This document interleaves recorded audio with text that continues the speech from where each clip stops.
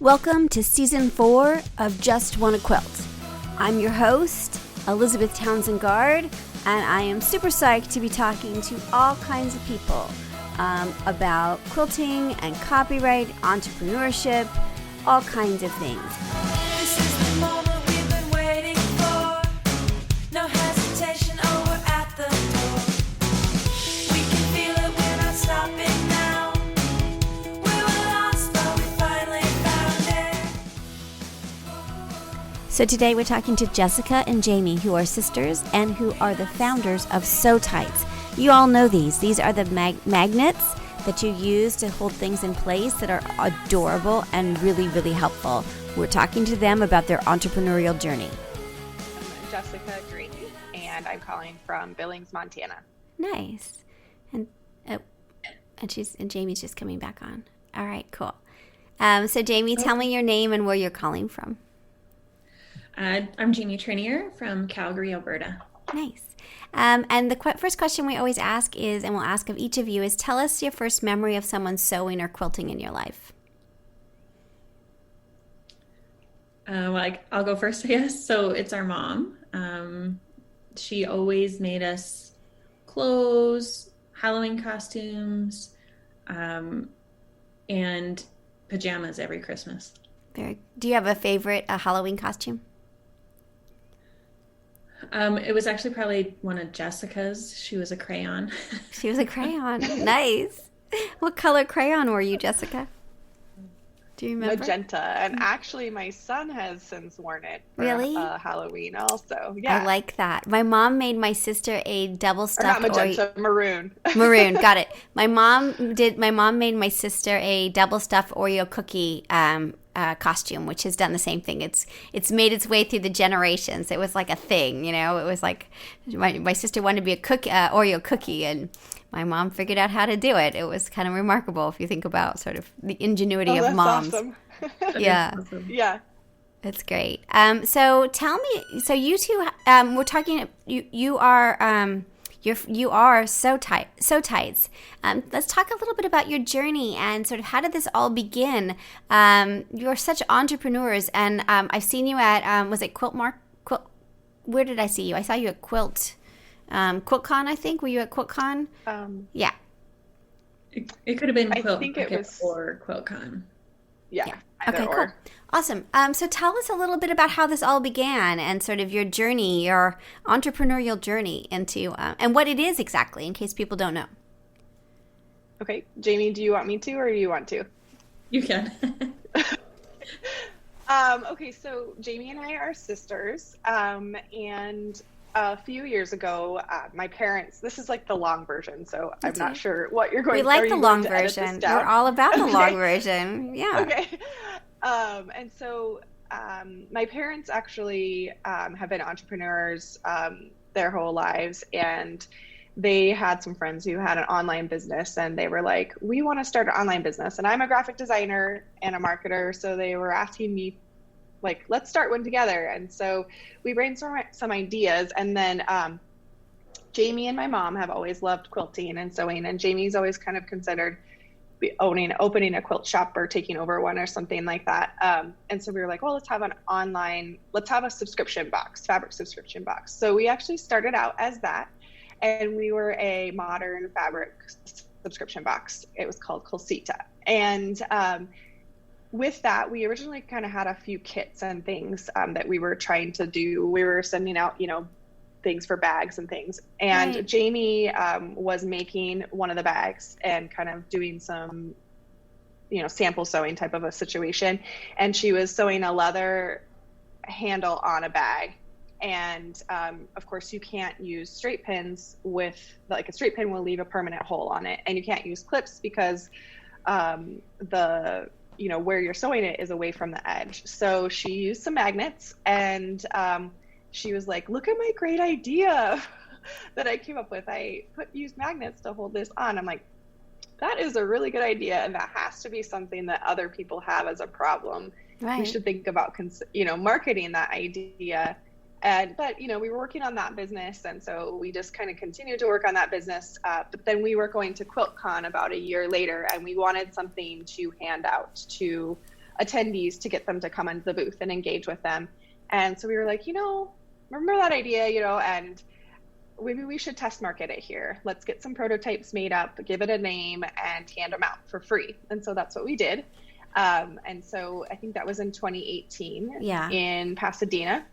Very cool. And people loved them. Like, people were like, I've used soup cans for years to hold stuff together in that situation, or whatever it might be. And so we went home. We were like, oh, well, I think we're onto something, So we went home and had our first production run made, like a first official production run, and put up a website, and then actually sent them in our boxes to our subscribers that we had, just to kind of, promote the idea and stuff. But we, to be 100% truthful, we didn't really know if it was going to be like that great of an idea.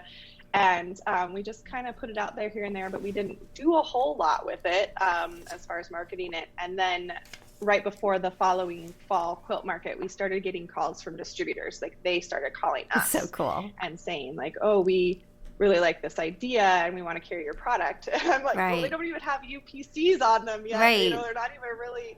And so, but I'm a designer and I know how to do all that. So I quickly kind of thought the packaging for retail displays, put UPC codes on, and then with it, actually by that quilt market, we were being distributed by all of the major distributors, the US ones anyway. And so we just had the initial model, our teal model originally. And then,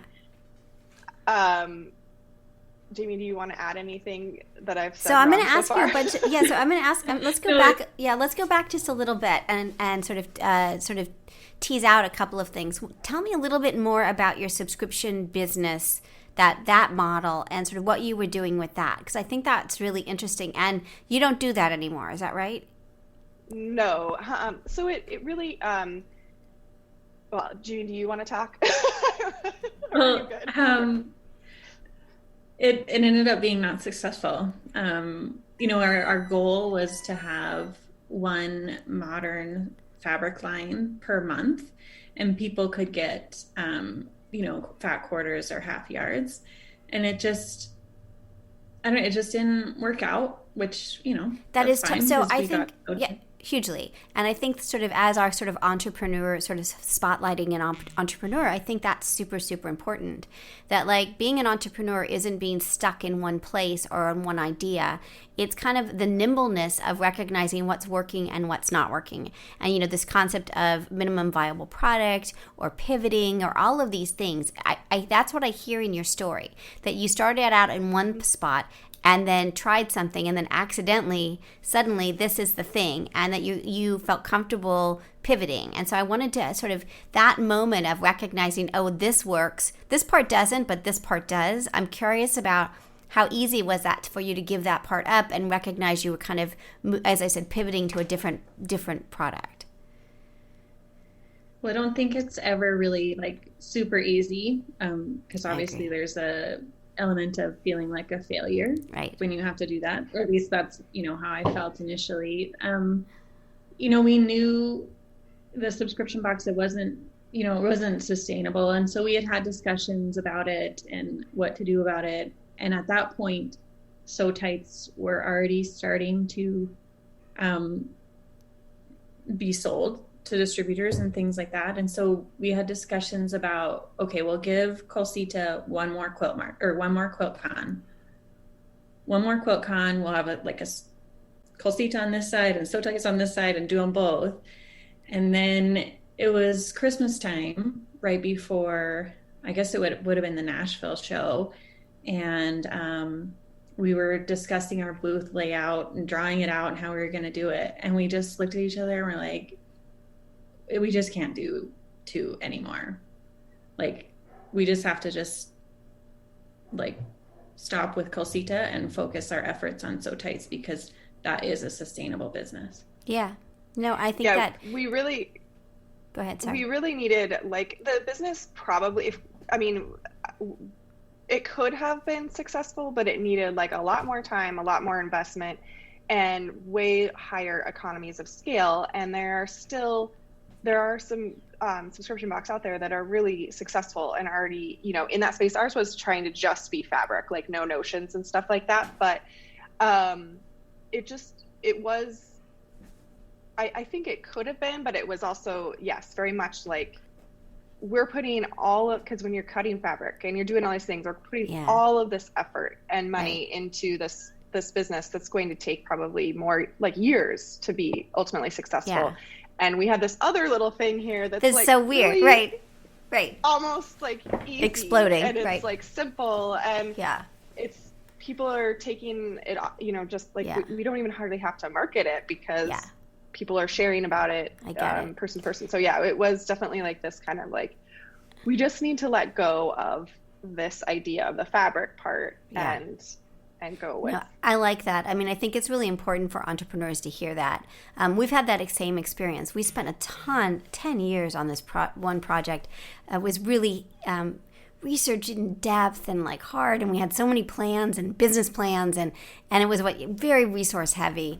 And it made money, but it was always a struggle. Right. And then we did JustWannaQuilt, and it's been like just fun. Do you know what I mean? It's like, oh, okay, let's do this. So we're doing this. And there's a lightness to it. I mean, it doesn't mean that it doesn't work, but there's a difference to it of a business that you're pushing hard to get it to work. And then another idea comes along and it's just kind of light. There's a lightness to I don't know if you feel that way, but I feel that way, that there's a kind of ease. It's still work. It's still got struggles and all those sorts of things, but it's just different. I don't know. You're not pushing a rock up a hill kind of thing. And that's the way we felt with the first business, which is still going, but is really hard. Yeah. I feel like oh, sorry. Go ahead, Jay.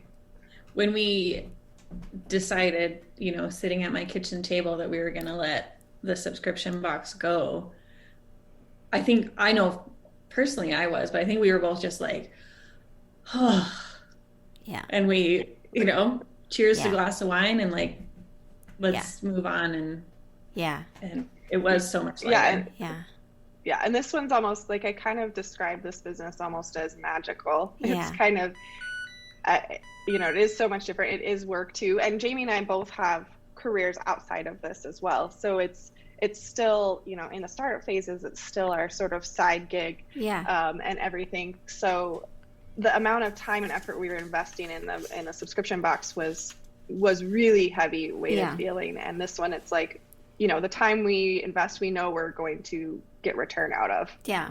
Okay. Another question. The prototype, when you did the free prototype, how did you go about doing that? And how much did you don't have to tell me how much, but I think people like, oh my gosh, getting ready for a quilt show and having a free prototype sounds like a lot of work and a lot of money and like the investment there. So tell me about that decision and sort of what your thoughts were about that. Well, we only did 1,000 because we had no idea. It was our first QuiltCon ever, so we didn't even really know what to expect as far as attendees. Yeah. And so we decided to, just invest the money in 1,000 of them. And actually, for that show, Jessica and a gal that used to work for us, Susie, drove from Montana to Pasadena for that show. And so on that trip, Susie spent many an hour clipping each Sewtite to a business card that people would have our website and stuff after that. But very nice. I think we had actually only decided to do it like a month prior, if that's right? Yeah. To the show, I get that. We did that, we had a booth at Quilt Market, which is for those listening, is for the business to business part of the quilt show. And we were having a booth and we realized at about a month that we were like, probably should have something to sell. Like we hadn't even thought, like we were like, crap, like we don't have anything in our booth. So we wrote Just Wanna Trademark, our trademark book, really fast. I was like, okay, well, how fast can we write this book and get it published and have copies of it?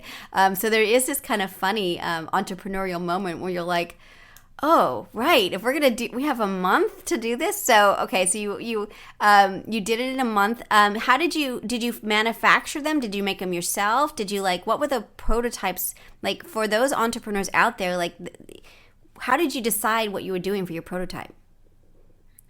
Well, I mean, we had an idea in mind, and I just researched manufacturers and Had them do it. contacted one and asked them about, manufacturing what we want, Yeah. with colors and embossing and all Yeah. that stuff, and then quantities that they need, stuff like that. And Right. so I found one, and we had been talking about it, but the amount of time needed for like a custom color was too much. So we kind of went with a generic, and Yeah, they just, were original. The prototype was literally just like a black one. Like it wasn't pretty at all. Uh-huh.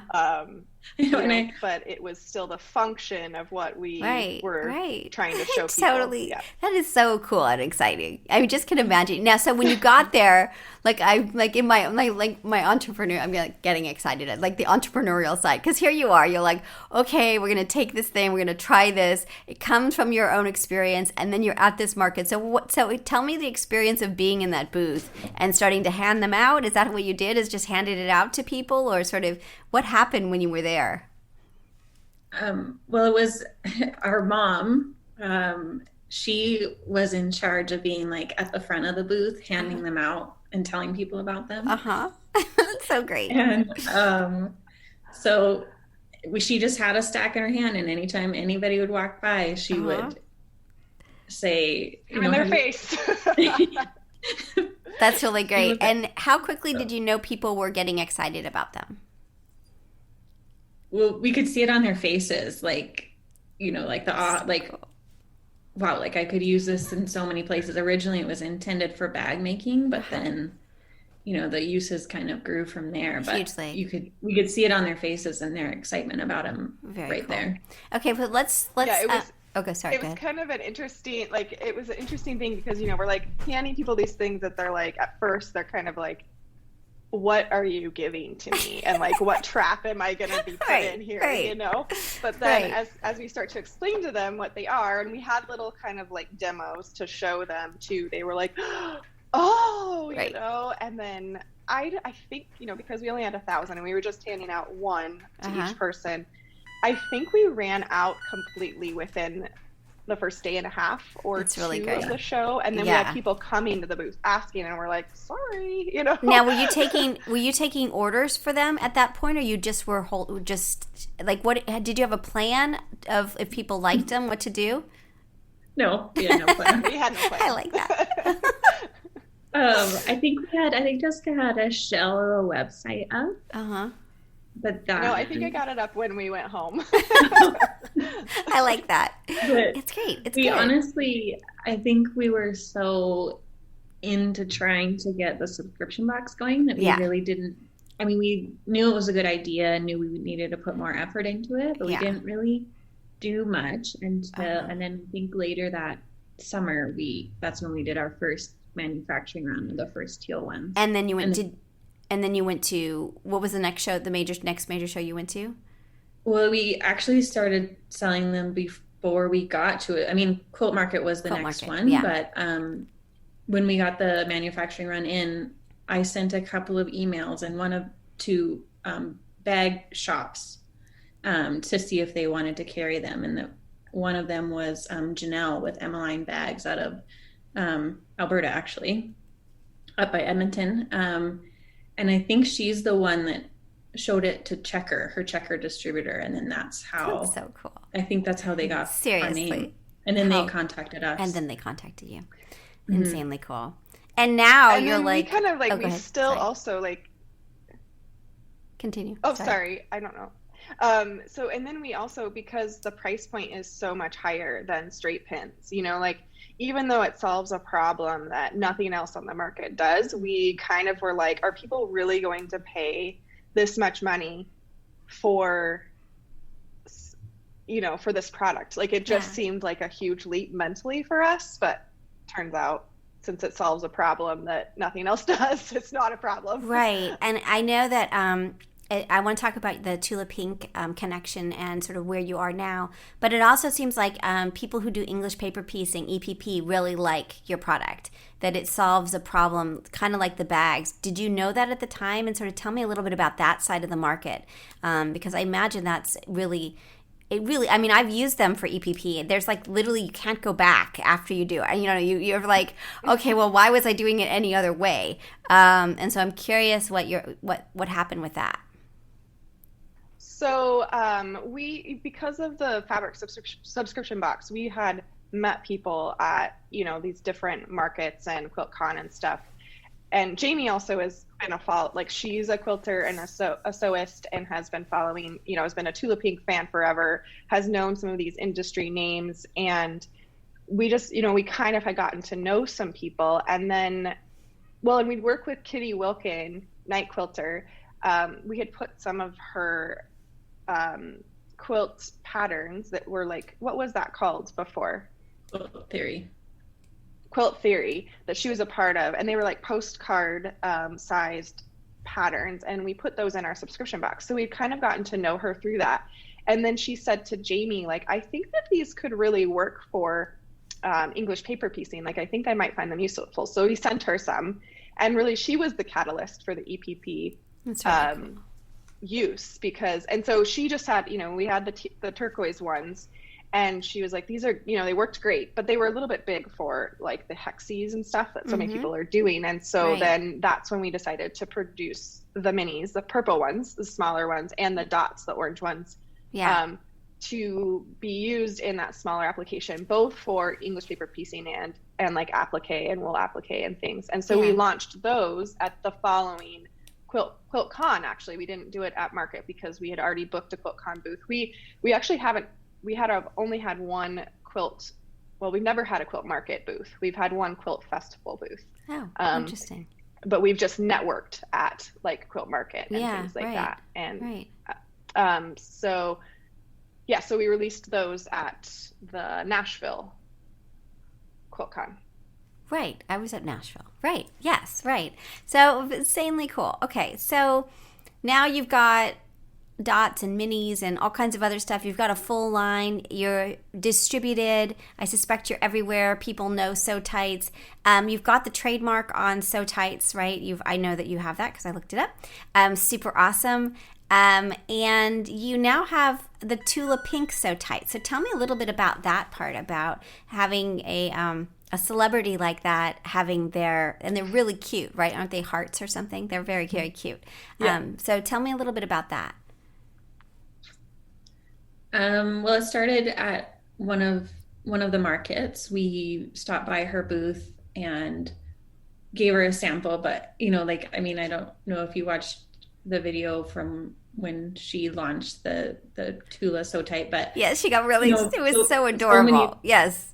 So many people give her stuff. At first she was like, oh yeah, thanks. Right. And then I had samples in my bag of using it for EPP and showed that to her. And you could see it on her face that it was like, she was like, oh, this is a good idea. And then she said to us, would you be interested in a collaboration? And the answer was like, hell yes. Yeah, that's really cool.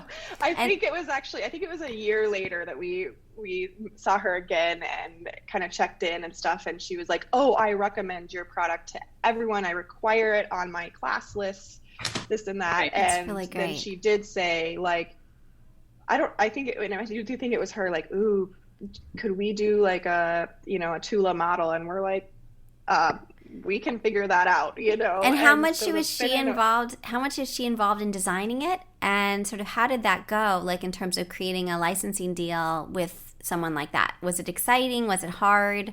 Sort of what was the process? What you can tell us, sort of what was the process of getting that kind of thing happening? Well, I mean, yes, it was very exciting.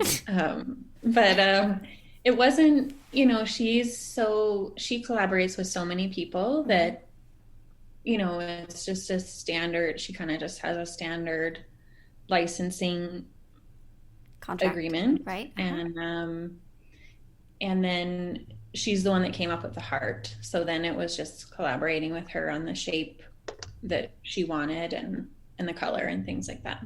Awesome, exciting. And have they come out yet, or are they on pre-order? I can't remember.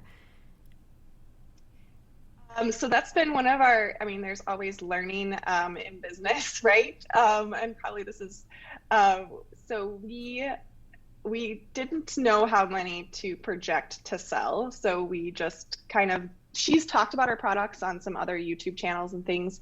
And that already had spiked our sales a lot. And Jamie's an engineer. So she's like the numbers queen, and Excel, she can do a lot of inventory projecting and those types of things. And we did our best, but we sold out in 24 hours. But That's so cool.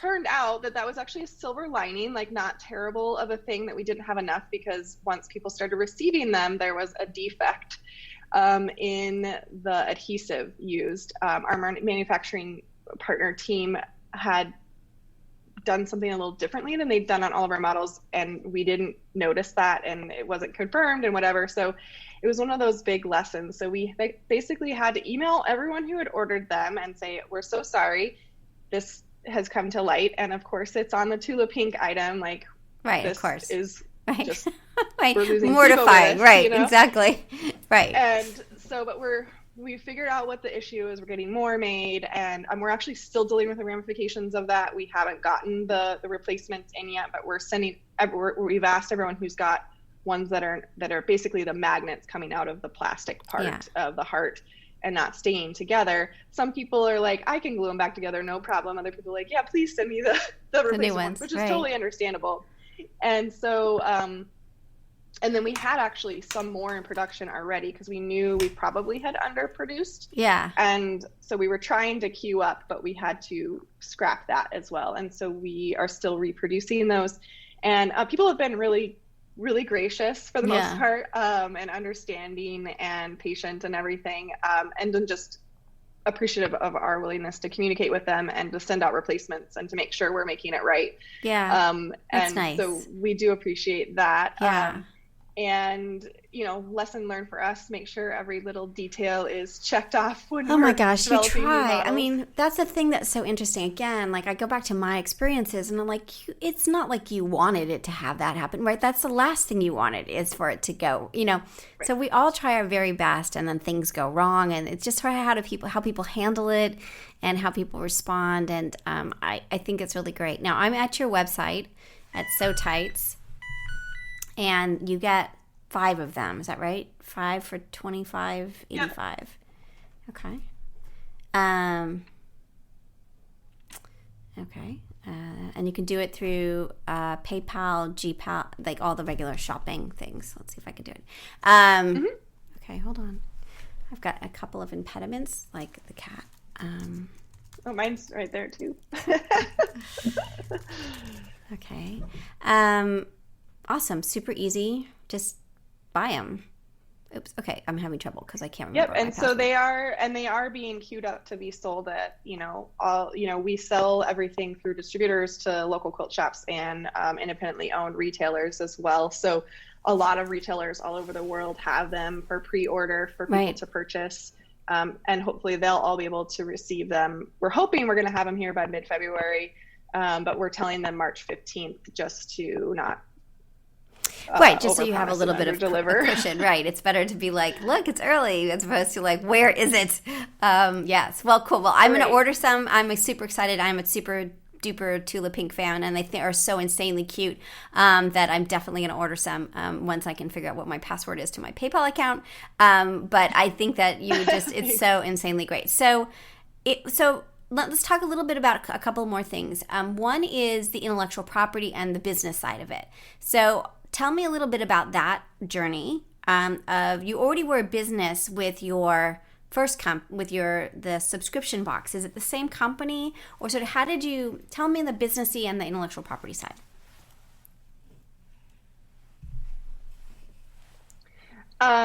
So it is the same business. Our business is Colsita LLC, and then we have a DBA as Sewtites. And we actually had already trademarked Colsita, I believe. So we still actually have that, but we also used we had a pin, a sewing needle logo that we had developed, and that's imprinted on the dot, the orange one. And so we have trademarked that, and obviously our name as well, which is just a type set logo. It's not. Yeah, just a word mark. Right. It's a word mark. Right. Right. And so we have a IP attorney here out of Montana that we work with. And then we did also file for trademark protection internationally because the product is sold internationally. Cool. And we're still working on that process, both in Canada, the UK, and Australia. Awesome. And did you, so the way you file, oftentimes you can either file directly in the countries, or you can file through a thing called the Madrid Protocol. And I imagine you worked with your attorney to figure out which one was best. Do you remember how? You don't remember? Do you remember what you did? We did the Madrid Protocol, yeah. Which is super great. Now, it's based on the date, for those listening, the filing date is based on your original filing date in the U.S., which gives you kind of a leg up. And then you have to decide which jurisdictions you're going to file in, because you don't get just like an international trademark. It's not like, okay, and then the rest of the world, you have to choose the jurisdictions, which we've been through with our other company. And it's really interesting to sort of figure out, well, where are you going to sell these? Where are you going to spend the money? Because it's not inexpensive to do this. All of this costs money. Right. And that makes sense. For those are strong quilting markets. And so to do that makes a lot of sense, right? It does, but I think in our view, in our opinion, between Jamie and I, we kind of weigh that cost with the benefit, because sometimes it's like, okay, somebody copies us. Like, we don't want to be copied, but we also are like, how much time and money do we really invest in that? Or do we just invest it? Yeah, it's a balance. Right, it's a balance. Right. Yeah, the pin, I think the sewing pin mark got rejected by the EU team, right, Jay? Mm-hmm. Yeah. And so it was going to, we were going to have to hire representation over there to try and fight it and stuff. And it just kind of was like, why? First of all, that's a small portion of our business. Right. And second of all, like, are we even going to be successful? And if somebody copies us, we kind of have this model of we're still first. Right. And, we're building a brand and that's right. Because this is a new product category as well, and we are the first mover, and we have the name we have, and now we have, Tula Pink is, yes, like the most amazing, huge worldwide name, but we've had lots of other people talking about us for years as well. Right. And, we are kind of like, people are searching for Sewtites. They also call them Sewtiles. People search for that. But, we kind of did this product category. I mean, when we put our listings up on Amazon, it was like, well, what does this belong in? And I'm like, I guess sewing pins, type of a thing. Right. And so, yeah. Interesting. Yeah. So I think that's fascinating. Have you had to deal with people either trying to use your name do you see competitors out there now trying to? So what's cool about the brand is that you're the first there. Sewtites. We're like, that's what you're going to use. Like, you want to use the real thing, right? There's that kind of sense of like, well, let's just get. Do you find that there's competitors or knockoffs or any of that happening at this point, or have you been? That hasn't happened yet. Go ahead, Jay. Well, so far it hasn't happened yet. I was actually planning on Jessica responding, so I don't even. Oh, well, I can. I just was like, I need to give her a turn. So we actually had gotten wind that there was going to be a competitive product coming on the market over a year ago, but we have yet to see it. So, interesting. It's kind of one of those things that we know will happen. Like, it's inevitable. We live in a world of competition. So we're trying not to really worry about that too much, and just kind of worry about ourselves and our brand and doing what we want to do. And we have some ideas in the works for when that happens. Continuing to sort of, like you say, position ourselves as not just the first, but the best. Right, the first and the best. That's so, right now we don't have that problem. But now, do you think that it helps? It will. Yeah. Do you think it helps that you have the distributors that you do? Do you feel like they, Have you had this conversation with the distributors? Do you think that they would pick up somebody else's brand, or are you confident that they, you know what I mean? Like, if you're the main distributor for the main sewing so I guess the question is, Right. where does the distributor fit in within this potential problem that you may have later, or does that not come up within the conversations? Well, one of our distributors is actually the one who told us that they had heard there was going to be another product. So that was a really great thing. It was that they told us, Yeah. and they had committed to not bringing that competing product on for the time being, but that's of nice. course had to see what the market would play out as. Right. I tend to think people might be a lot more tempted now to do a competitive product because of like the Tula Pink thing and stuff like Right. that, just trying to kind of take some of that. But the kind of really interesting thing for me as a marketer, which we haven't even really honestly invested that much time and energy into the marketing aspect, but is that because we made these industry connections who are influencers who are using our product, we've networked in person with thousands of people at trade shows and things prior to COVID, which is, I think, actually was a big key personally to our business. I feel like I just lost my train of thought, actually. Well, I think you kind of are, I think that everybody's rooting for you. I mean, I think there's a market that like you are this really cool company and your story is really awesome and you're authentic, right? That you're in the market, you've done the work, you've done the legwork. And so that will make it harder for someone to come in. This is a very protective group. Like, it may be that like the general population won't know, but like the quilting community is like ferociously protective of the people they care. I mean, it's all like mostly like moms, right? So like we're all like, like we care about the people in that are building it. And so I think that you get really protective fans, as that, and people that like use your product. That would be my guess. That's how I felt about this business. Has been really interesting, is that aspect of like, there's a sense of right and wrong. Yeah, I guess. I mean, I would agree with you for sure. And I do think that, we have tried to really, we have tried to talk about our story, not just that this is a product. Like, we're sisters. We started this with our mom as well. It's now just us. And, we're still building this. Like, this isn't just our we are, only doing this. Like, we are still have our other jobs. We're still doing this. And I do agree with you that I think people are kind of rooting for us. And especially, when we're straightforward with people, when problems happen and they appreciate that. And there's an aspect of humanity there. Man, I really wish I could think about what I was thinking of earlier. Oh, it happens. Let me ask you another question, and I think this is more personal because I'm feeling it myself. I too have my real job, my regular job, and then I have this crazy project that keeps getting out of hand. And I feel it. Do you feel fatigue? Like, it's a lot, it's the one thing when you get something up and running, but it's then continuing, right? There's still there's a maintenance, there's a continue to grow, there's stuff going on, and you still have the rest of your life. And it feels like sometimes these projects start to creep in and they're very demanding. Like, they want more of your time, they want more of your psychic energy, they want more of your family time. And I'm curious about that part of it.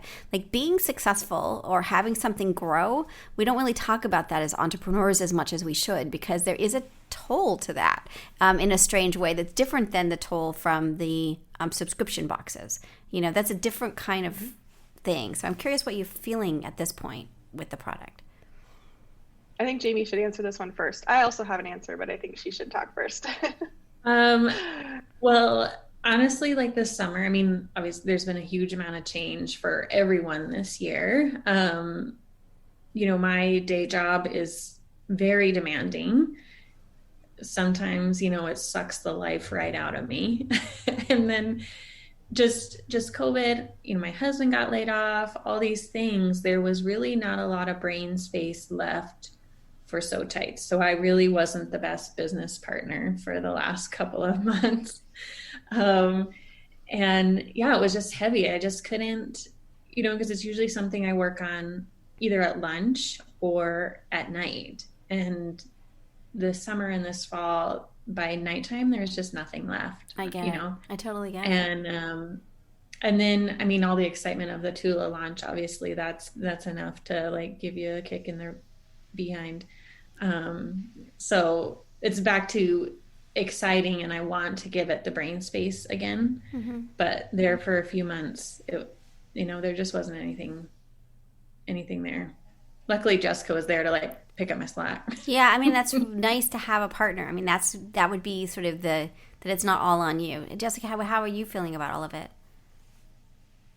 So my story is too. So I was working for someone for a year and a half. That was my date. I was a marketing director for an organization, and I was kind of in the fatigued part that Jamie was talking about then, because it was nights and weekends and still charging forward, because honestly, we had also kind of dug ourselves a hole in our old business, and we were like, we need to get out of this hole at the very least. Like this business will make it so we at least break even, type of a thing, you know?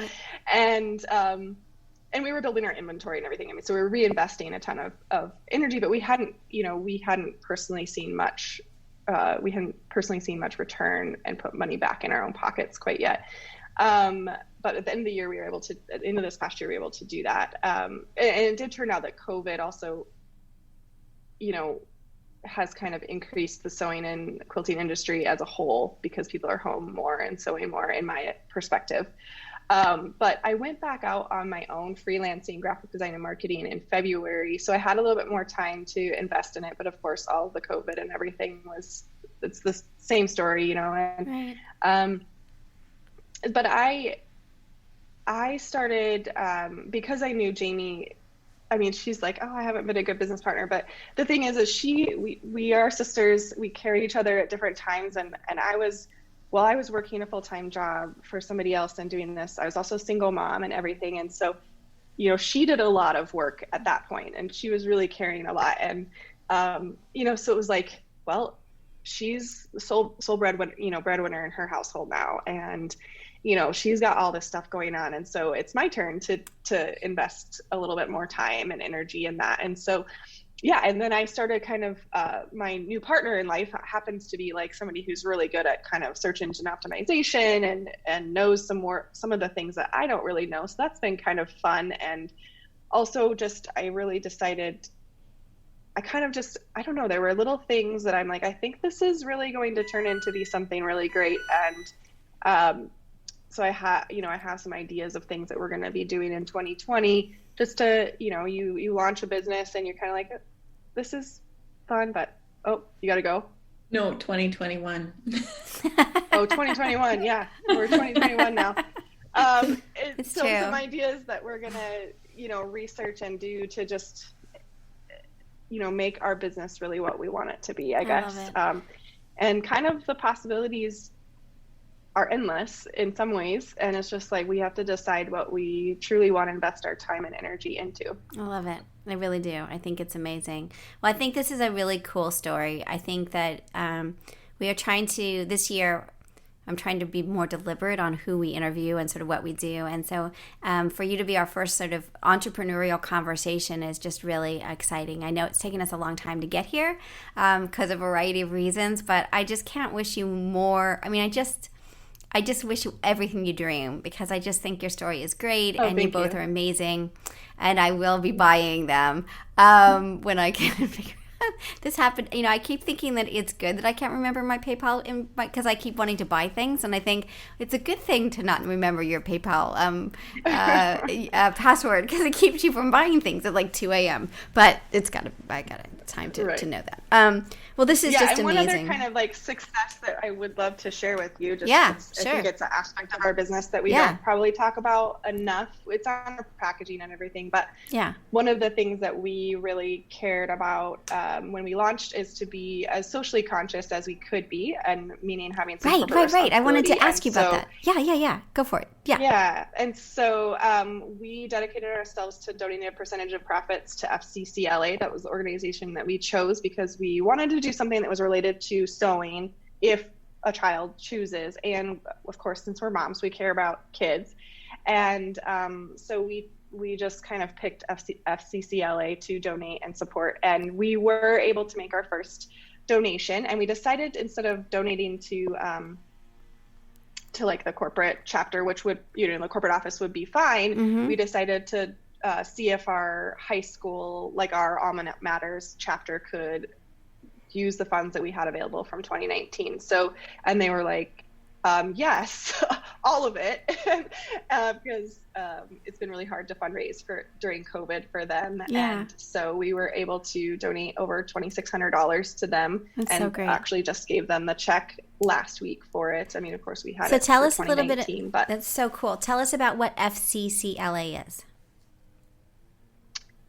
So Jamie and I don't know a ton about it, actually, because we weren't ever involved in it. But it's a leader, from our perspective and understanding, is a kind of a leadership development organization. And then they do have, like, if children want to learn how to sew, and it is Right. family and consumer sciences. It's sort of the nonprofit or like extracurricular activity beyond, is my understanding, beyond like just the, what do we call that in high school? Like home ec kind of thing. Like it's like, yeah, but home it's ec, but beyond it's a home ec hipster. It's and, more hip than that. It's got like visual art and design, hospitality and tourism, education and training, human service. Like it's got all kinds of stuff going on for students and teachers. That sort of, our mission is to promote personal growth and leadership development through family and consumer sciences education. So family and consumer sciences education is what they, looks great. And as you said, Yeah, they're and a I think national. that, Yeah, go ahead. Sorry. and one of our kind of like our mottos is to live magnetically. And that's just, I personally have a child who has some differences. And so, he's probably not going to be the one that's like really great at sports and things like that too. So it's like, for people to be able to find their place in the world. And this is an organization that we feel like can help people find that place that might not be, what is sort of expected, I guess it would be. And it also just seems like it's become a really big organization. Like I see stuff about it. I don't really remember it being around when we were little, but we also our high school was small. There may not have been a chapter when we were in high school there. I love it. Yeah, I always say we have to all find our own road, right? So I feel like we have to stop thinking that there's only one path, and to be measuring ourselves against that path is so destructive in this world. So it's great that you're so great. So a percentage goes to this. I think that's so insanely great, and so important about giving back and thinking about others and all of that. It's so insanely great. So we did not go for half an hour. I want you to, so we're like almost an hour, but sometimes it just has to be that way. I blocked out an hour. Well, this is so insanely great. Anything else that you would say, any inspiring things to those entrepreneurs out there that like want to dream and aspire to be both of you? Anything you want to say, sort of closing remarks? I think it's overcoming self-doubt, at least for me. Like it was, it was like, oh, I had this idea, but people wouldn't buy that, Yeah. And Jessica's like, yeah, they would. Let's do it. So That's nice. I think you just got to overcome that self-doubt. And I like that. I also think that sometimes people tend to overplan in business and not just do it. And Agree. we kind of accidentally didn't plan, Yeah. but we didn't let getting a prototype made hold us back. Like it literally wasn't what we wanted it to be, but it was the function we wanted it to be, and that was enough. And we had no IP protection when we went out and promoted this idea, and it was just like, I think sometimes we get caught up in the details of things instead of just the big picture. And sometimes you just have to kind of try it and see what happens instead of spending a bunch of time and effort. Yeah, it's so funny. I am so about that right now. In fact, we're trying to figure out how to write a book about this because we were all in these incubators and other places where we had a 5-year plan and our financial projections and like all this stuff. And it was like, that business didn't really work, right? Like we were so caught up in the fantasy of what we were creating that we could never get back out to sort of what was happening. With Just Wanna Quit. We just jumped. We just did stuff. We were just like, let's just do this. Like, who cares? Like, let's just try. And I think that that seems to be what your story is as well. You're smart. You know a lot of stuff. It isn't like you're just jumping. You know, you've got a lot of background. You've got a lot of you're anchored to something. But you also have to be a little adventuresome and a little sort of like, let's just see how it goes. And I think that gets lost in the entrepreneurial story. Gets too immersed in, I don't know, a lot of ridiculous noise. So yeah, well, this is so great. I will let you know when we're posting this. We are starting our series in the beginning of February, February 5th or 6th, and I'll let you know, and you'll be in that first wave because you are our entrepreneur for the month. So I'm super psyched about all of this. This is so great. Well, thank you so much. Okay, well, thank you. Cool. And then if people want to get your product, you can go to their website directly, Sewtites, and that's, tell me, SEWTITES.com. You also can probably get them at your local quilt shop, on Amazon, all over the place. They're pretty much, and anything else that if they forget the name, any other search terms that you do on Amazon? Magnetic sewing pins, what we're calling them, but really people. Yeah, all you have to do is sew magnets. Right. Yeah, you're fine. Yes, exactly. So you could get there. So yeah, if you put in sew magnets or Sewtites, the name, magnet pins, any of those things will get you to them. And they're really pretty. So like the packaging is orange and pink and a little bit of blue and purple. So look for the orange and pink to make sure that you've got to the right place. All right, cool. Thank you again for coming. I'm so glad we connected. This is so, so great. Yeah, thank you. All right, cool. Hold on just a second. And do you need to review it before we post? You didn't say anything naughty or anything, but sometimes people are like, no? Okay, cool. Hold on. I don't think we do. Do you feel like we need to review it, Jay? I don't think so. No, I think so. Yeah, I think you're fine. Okay, cool. Awesome. Again, thank you so much. Yeah, thank you. We'll look forward to seeing it or hearing it. Totally. Okay, hold on. So you've been listening to the 4th season of Just Wanna Quilt. I'm Elizabeth Townsend Guard. I'm a law professor at Tulane University Law School, and I am obsessed with quilting and copyright and entrepreneurship and everything that touches that in every way. I hope you enjoyed this, and of course, I hope you get a chance, or I hope you have been quilting a little bit today. Please come visit us at our Facebook group, on TikTok, on Instagram, at our website, at our book site, Just Wanna Books, and feel free to reach out. I do hope you enjoyed this podcast, and let's see what's up next.